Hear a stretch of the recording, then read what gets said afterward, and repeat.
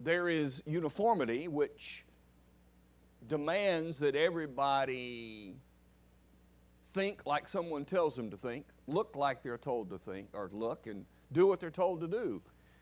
Don't think about it, just do it. And we would call that traditionalism. On the other side of things, we have the union mentality, and the union mentality says, doesn't matter what you think, we don't care what you think, just everybody be together. We'll do whatever you want to do, just bring it up, we'll do it, we'll have fun with it, everybody has an input, and all input is equally good, and nobody is going to be told no in almost everything that there is. And that concept creates a denominationalist mentality that says our group does this, but everybody else is fine. Our goal has been to say where we have been is certainly where we should have been. We started in the first century. We didn't start in the 1800s with Alexander Campbell. The Lord's Church is 2,000 years old. But where we've been, traditions is not where we need to be. Not necessarily. There are some traditions we must hold on to, and we're allowed to hold on to. But in demanding certain traditions is the problem. But then, where are we? Well, if we're not careful, we will be denominational in our mentality. We'll have a concept that uses terminology in a denominational way. And so we would not want to say Church of Christ preachers and Church of Christ programs and Church of Christ this, because we're not a denomination. We are the people of God. And as the people of God, we're the body. We are His possession. We are His people. We've been denominated in that we have been told that there's a certain thing we are to be and a certain thing we're to do, but we're not denominational. And we've also seen that we are people who should be in fellowship. We should have, as a group, as a church, an intimacy of connection with each other, an intimacy that says that we know each other, we appreciate each other, we work together. My strengths overcome your weaknesses, and your strengths overcome my weaknesses. And as a congregation of God's people, we then are in fellowship in the way that we should be. This is where we've been. Where are we going? Two ideas today. We are going outward, and we better be going upward. We better be going outward. This idea of going outward, did we ever get the outlines in here yet? Is Frank writing them down himself? And then I came in and he goes, well, you threw me under the bus today or yesterday. And I said, well, okay, that's fine. So I think I'll just continue that practice. I mean, it doesn't matter to me, but I figured you might want them. 1 Corinthians chapter 16 is where I want us to be today, to begin.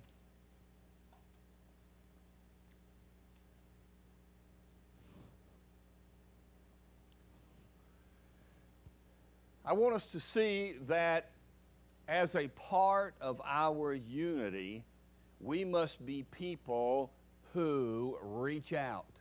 We are people of outreach. Listen to the words of Paul to his brethren in 1 Corinthians chapter 16. Yes, 16. Starting in verse number 5. Now I will come to you when I pass through Macedonia, for I am passing through Macedonia, and it may be that I will remain or even spend the winter with you, that you may send me on my journey wherever I go. For I do not wish to see you now on the way, but I hope to stay a while with you if the Lord permits. But I will tarry in Ephesus until Pentecost, for a great and effective door has opened to me, and there are many adversaries. I want us to think, first of all, about this idea in order to introduce the topic of outreach. James chapter 2 and verse 17 James was talking about that context. Faith without works is dead. So then faith, if it does not have works, is dead. You, as a congregation of God's people, I am sure, are a people of faith. I don't have any doubt about that. You are a people of faith. You believe, you understand, you are faithful people. You're not perfect people. I've never met any perfect people. I've never looked in the mirror and seen a perfect person. I only see the perfection of Jesus, as so do you. Now, we're not perfect, but we are faithful. So, the text says, if you don't have works with your faith, then you can't claim to be faithful people. So, James wants us to understand that we are people whose faith should lead us into practice. Our faith leads us to practice. And I want to make this statement that you already believe, you already know. God expects His people, individually and congregationally, to be a light to the world, to be a city that's set on a hill that cannot be hidden. God expects us to shine the light of Jesus. And if I have the faith that leads me to understand that that's what God wants me to do, but I don't have the works that are pushing me in that direction, that are helping me fulfill what I know to be true, then I have a real problem. If this church is not involved in shining the light, then you have a problem as a church of God's people. It is important for us to think about reaching out. Think about this. One, you're not going to be able to reach out to someone until you've reached out to yourself. If you are not convinced, if you are not on board, if you do not have the relationship with God that He wants you to have, again, a relationship continuing to be, not fully finished. I mean, I have heard many times, as I'm sure you have too, people who would say, oh, I will, when I get my life straightened out, then I'm going to come to Jesus. Well, the biggest problem with that is you can't straighten out your life until you come to Jesus. And so, if you haven't reached out to yourself, if you haven't convinced yourself, if you're not on board in your mind and in your actions, you're not going to be able to reach out to anybody. But number two, if you have reached out to yourself, why would you not reach out to somebody else? I would go out on a limb right now and say, there's not a person in this room who is a child of God who came to Jesus totally on your own. Would that be a fair statement? Were any of you living in a shack in the middle of the jungle and happened to find a Bible dropped in and you read it and you went and found a way to be baptized and become a child of God? Nope. Either your parents taught you, a friend reached out to you, a spouse reached out to you. I don't know how you, I know how I, but I don't know how you came to be where you are. But it was because somebody else told you. Somebody else influenced you. Somebody else said, here is what needs to happen. And if somebody did that for you, why will you not do that for them? That's the underlying message. That's the underlying idea. That's what we need to consider. So let's think about outreach. Let's think about what it means to be people who reach out. Let's talk first about reach. In outreach, let's consider the reach. There is no greater thing, in my opinion, than the vision of a little child reaching out to be held. Isn't that great? One of our families has been fostering a child that happened to be the nephew of the man in the house, because his brother was in jail, his wife was gone, kid needed a house. The other day, they had the final adoptions, and he's now a part of their family. And I walk in that building, and little Tyler, every time he sees me, he's right here. Right here. Well, you know what? I'm looking for that. Now I go find Tyler. He may be busy, he may be with his friends, he may be distracted, but I'm going to find Tyler, because I like it when somebody like that reaches out. How about your children? How about your spouse? Whenever somebody reaches out, oh, it's a wonderful feeling. It's a whole lot better than going. When somebody says, what does that do to you? Get away. What does that do to you? Well, you think about this spiritually speaking. What is it like? Don't people want to be reached out to? The problem with the world is they have needs they don't even know they have. They don't understand what they need. And so it's our job reaching out to them to help them understand it. Let's think about a couple of 3 words. 1,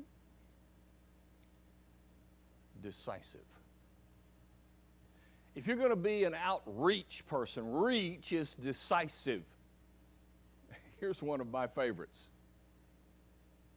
My grandchildren, you know, it's a joke between my wife and me.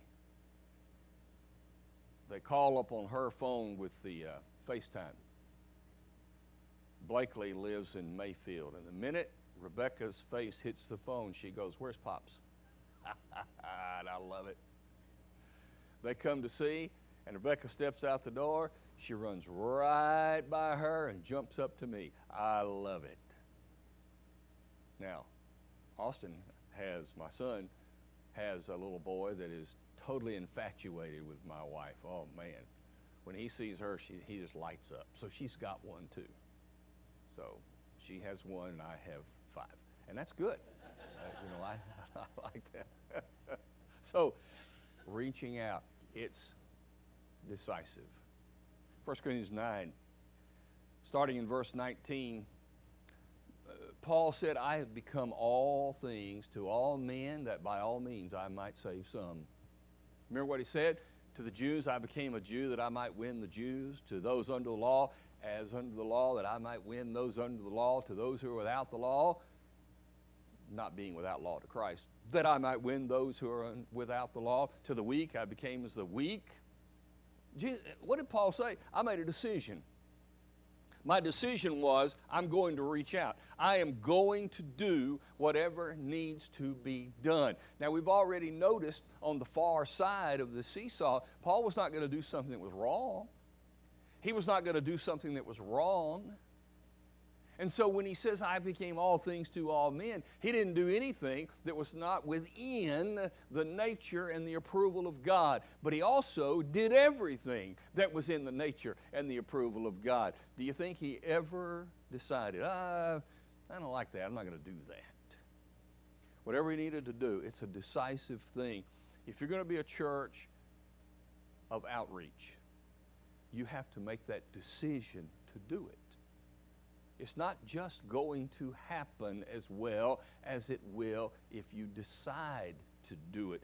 You might be thrown into a situation where outreach is just very natural. But most likely it's going to come because you're going to decide. You're going to sit down. You're going to say, we are going to have an outreach. We're going to reach out. How are we going to do it?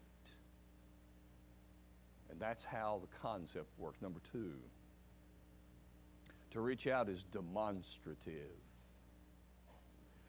You can see it.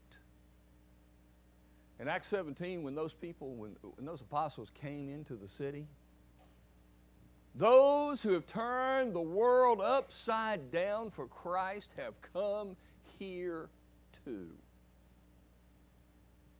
You cannot reach out without a demonstration. You can't be one who reaches without it being seen. There's a little child that wants to be picked up, and he just stands there. Well, you might want to pick him up, but how do you know he wants it? He might be afraid just looking at you, trying to size you up. Might be trying to think, ooh, do I want to stand here by this person or not? Or child may really want to have some interaction, but just is a little intimidated. This one kid looks at me like this, and I start walking, and she hides behind her dad and looks, and so I just play with her. But I know what she wants. She wants reaction. She wants interaction, but it's demonstrative. You have to see it. And if you're going to be a church that is reaching out, you have to be a church that demonstrates it. I don't know what you're doing. I have no idea. But you can tell me, what are you doing? You need to have something. We just started, our young adults make 30 bags of food every Wednesday, delivered on Thursday to one of our local elementary schools to give to the families whose kids won't have food over the weekend. It's a county program. Every school has it, and various churches take it. We have Kit Carson School, and every day, every Wednesday night before Bible study, they make these bags, and Thursday I take them over there. I don't know what you're doing, but that'd be a good thing to start. Maybe you could team up with an elementary school and just provide pencils. Maybe give them paper, crayons. You need to have things that you can say, oh, we're doing this. We have an outdoor shelter built by an Eagle Scout. That was his Eagle Scout project because the Scouts meet in our building every week. We have a shelter, Eagle project. Another one wanted to put up a flag and a flagpole, Eagle project. All of the picnic tables in the shelter, Eagle project. All of the benches under our drive-through for people to sit and talk, Eagle project. We have a track, a wildlife track that runs around our 35 acres, Eagle project. You know why? Because they meet in our building. I don't know what you do, but you need to do something. And it's demonstrative. It will be seen. When you make a decision, this is what we're going to do, it'll be seen. Number three, if you're going to reach, it's going to be diligent. In other words, don't stop. Don't stop.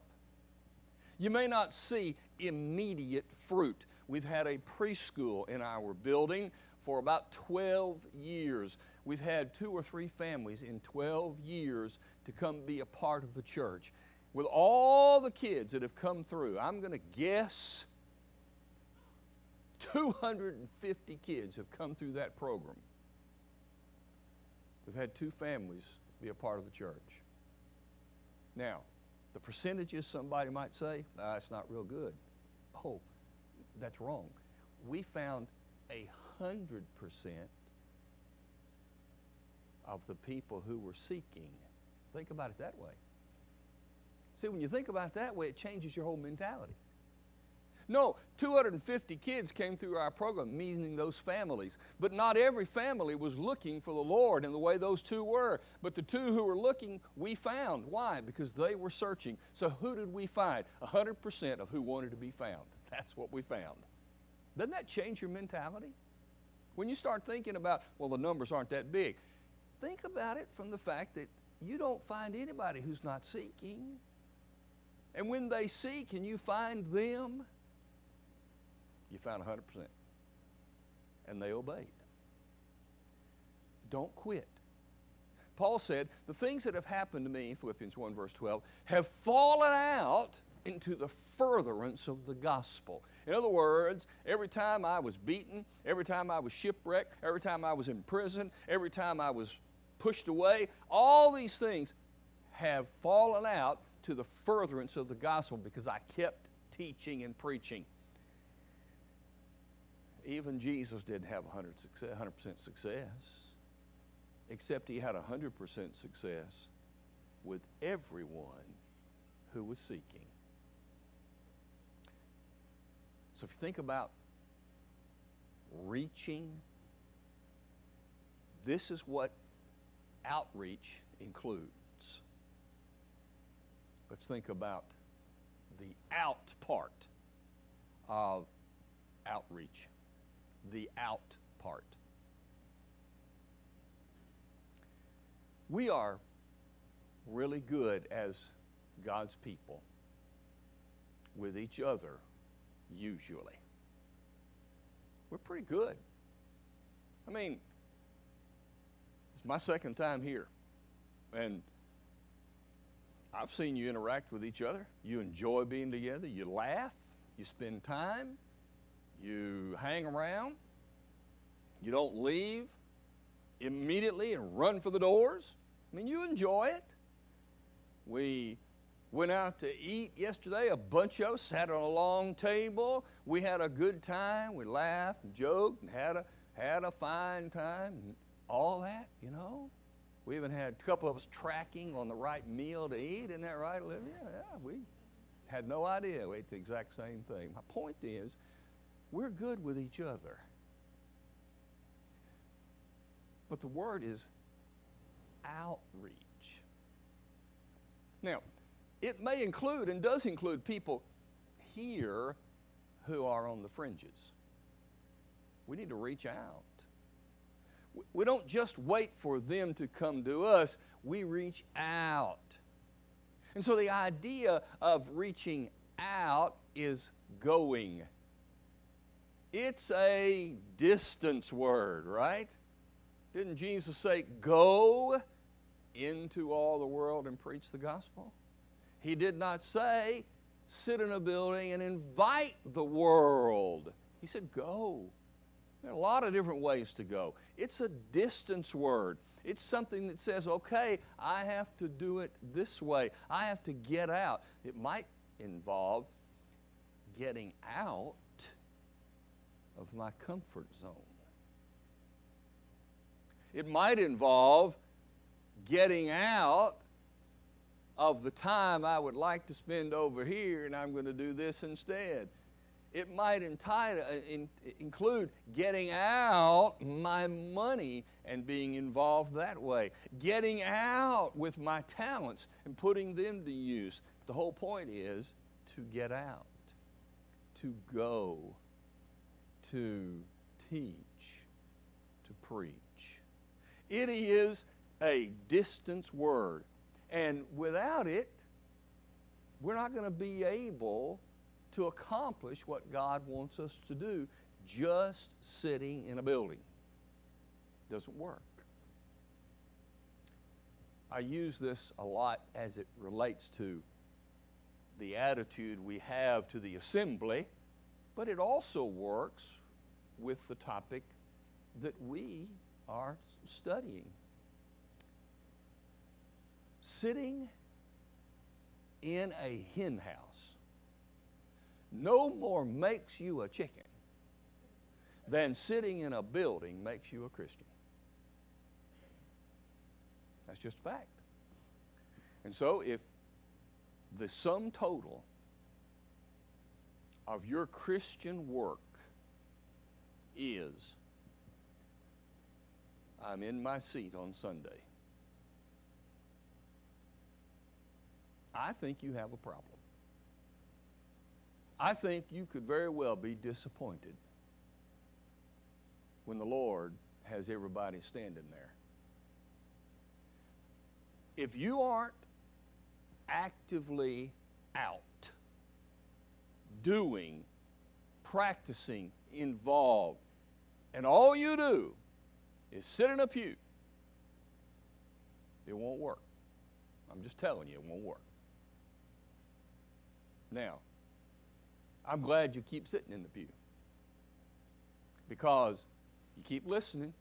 Eventually, you know, God said the power is in His Word, Romans 1 and verse 16. Well, you just keep listening. The Word will keep banging on your door, keep banging, and eventually maybe you'll wake up. So I'm not saying either get out and do or don't sit. Just keep sitting. Keep sitting, because the Word will work on you. But eventually you got to say, okay, it's time for me to get out. Now, I've talked a long time, not giving you a chance. And most places where I go, I find that there are people who are just about to explode if I don't give them a chance to say something. And that's fine with me. So what do you got on these two concepts before we have the final thing called the open door? Any thoughts?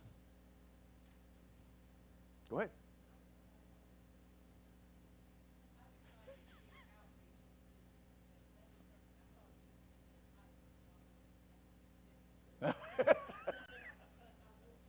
Yep. Yep.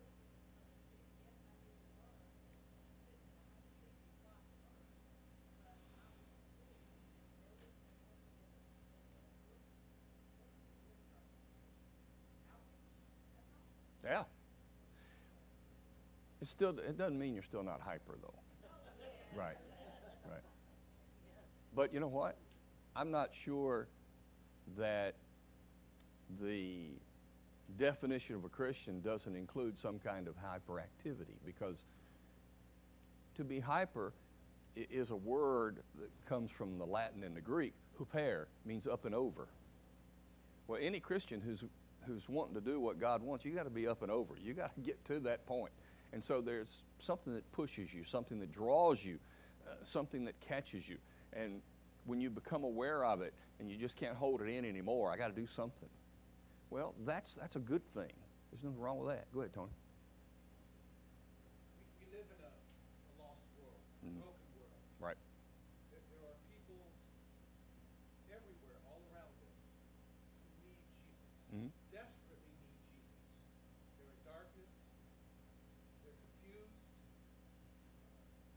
they have broken families, they're hurting, some are sick, they don't know where to turn, what to do, they're depressed, they're drinking alcohol, doing drugs, they're not living their life because, that old cliche, their cup is half empty. But at the same time, there's no direction. Right. And we have a message. We have a story to tell. We can testify that Jesus has changed our life. And yes, I agree 100%. Reaching out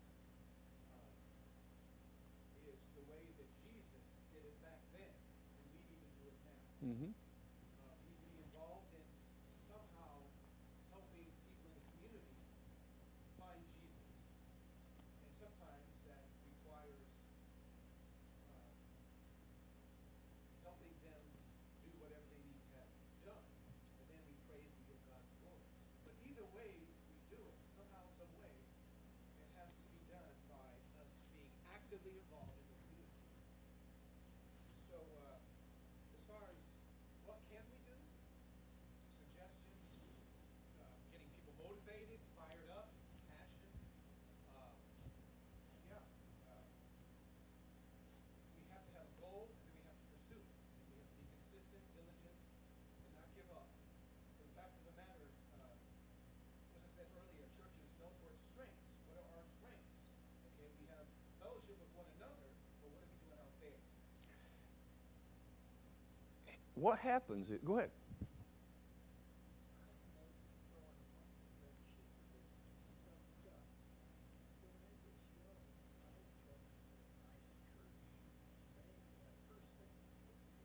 Mm-hmm. whenever I was driving a truck Mm-hmm. groceries to all the community. Nice. Then later on, I came to know about peace. Huh. Went to the temple, Yeah. to seal it, Mm-hmm. very peace. And I thought it was the anointing too. In other words, you were active. You were active. Oh gosh, I See- was so active, and this is the problem. Yeah.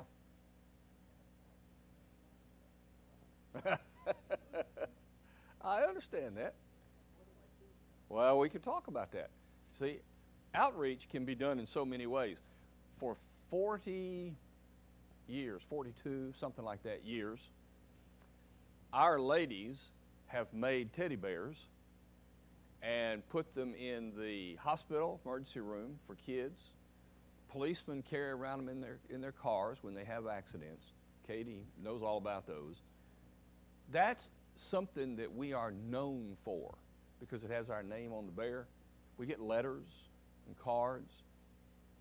The point about outreach is, when I say outreach, I'm not talking about, okay, Sunday afternoon we're all going to get up and we're going to go knock the doors of this town. Well, there's nothing wrong with that, but that's not what I'm talking about. Outreach is a concept. Outreach is a mentality. But where it begins is connecting with the community so they can connect with you.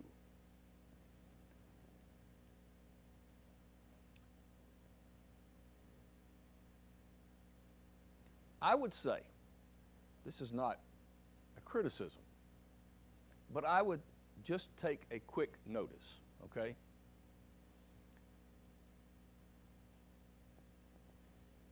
Just think about this facility.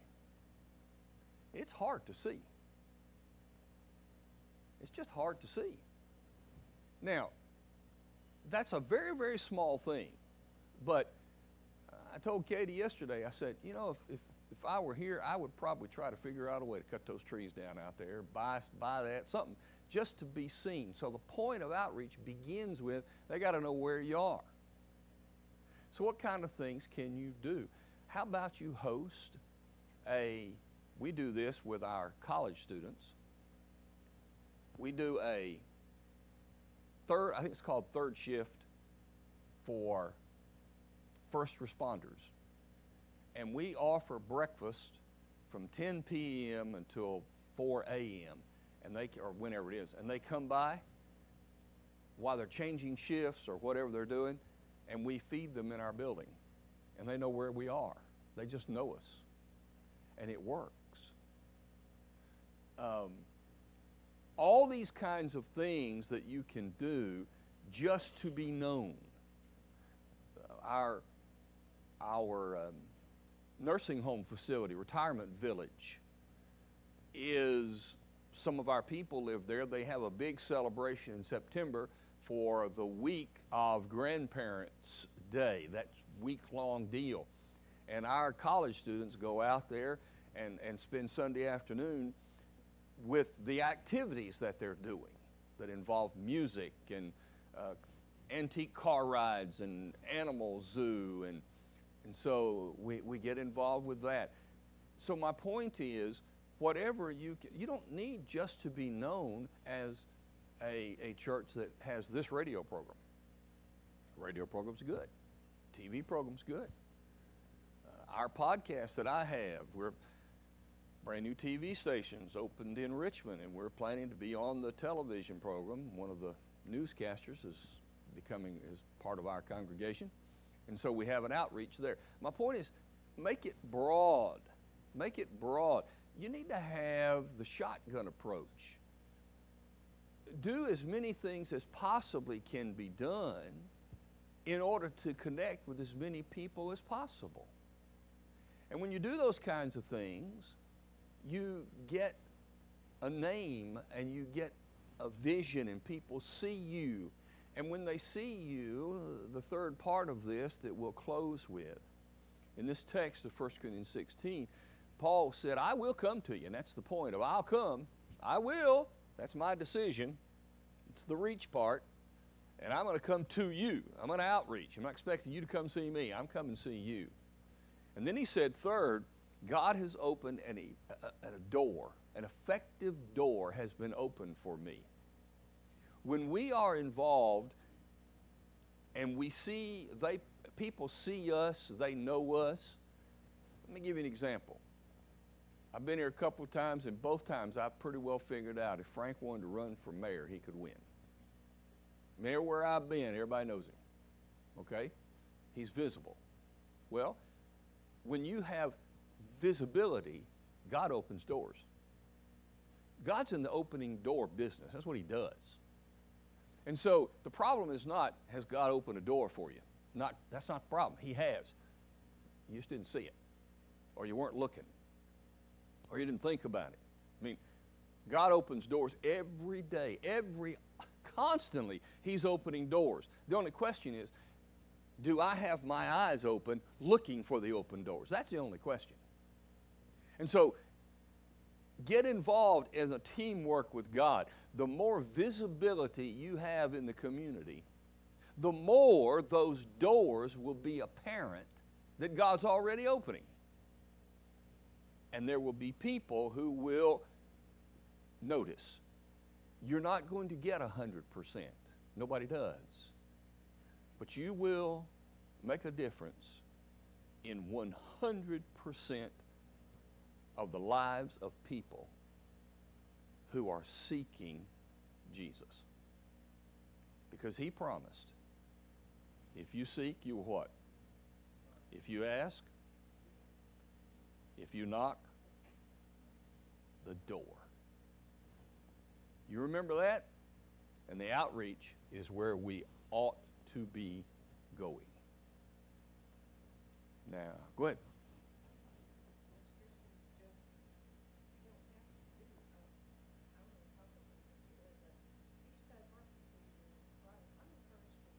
Sure, that's right. There you go. Good point. Very good point. Yep.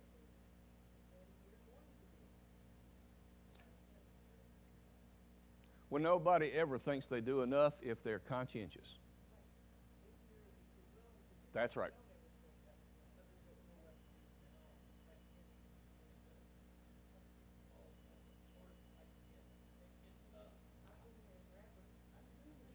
You know, one thing you can do is you can send a card to people that are in trouble. Just send them a card. We have a lady, nobody knows who it is, except me, and she sends cards to the women of the congregation anonymously, and they are driving themselves crazy trying to figure out who this woman is. And they'll form little things like, hey, this one came back, the address wasn't right, who do I need to give this to? I said, I'll take it. You know, those cards are impressive. Those people love those things. A phone call, a text. I mean, there are all kinds of things, regardless of your physical ability, that you can do.